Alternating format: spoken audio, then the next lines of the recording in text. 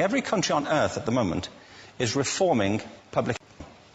The problem is they're trying to meet the future by doing what they did in the past. And on the way, they're alienating millions of kids who don't see any.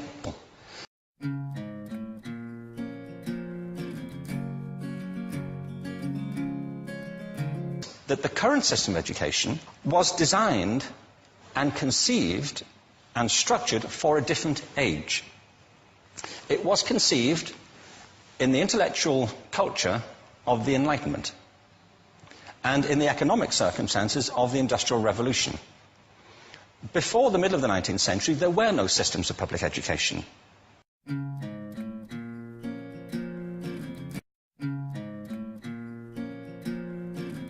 We're getting our children through education by anaesthetizing them.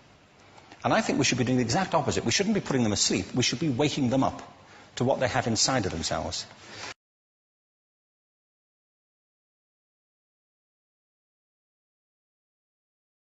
I believe we have a system of education that is modelled on the interests of industrialism and in the image of it.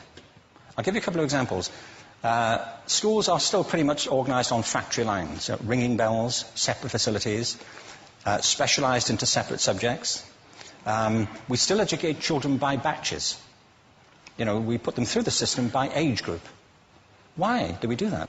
You know, it's like the most important thing about them is their date of manufacture. Well, I know kids who are much better than other kids at the same age in different disciplines, you know, or at different times of the day, or better in smaller groups than in large groups, or sometimes they want to be on their own.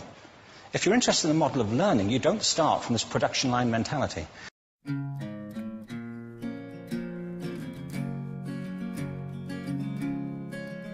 So essentially, that's what I mean about changing the paradigm. There was a great study done recently of divergent thinking. Published a couple of years ago. Divergent thinking isn't the same thing as creativity. I define creativity as the process of having original ideas that have value. Divergent thinking isn't a synonym, but it's an essential capacity for creativity. It's the ability to see lots of possible answers to a question, lots of possible ways of interpreting a question, to think what Edward de Bono would probably call laterally, to think not just in linear or convergent ways, to see multiple answers, not one. Definitely about human capacity. We have to get over this old conception of academic, non-academic, abstract, theoretical, vocational, and see it for what it is, a myth. Secondly, we have to recognise that most great learning happens in groups, that collaboration is the stuff of growth.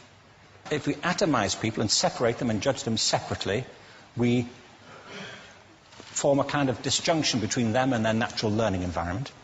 And thirdly, it's crucially about the culture of our institutions, the habits of the institution and the habitats that they occupy.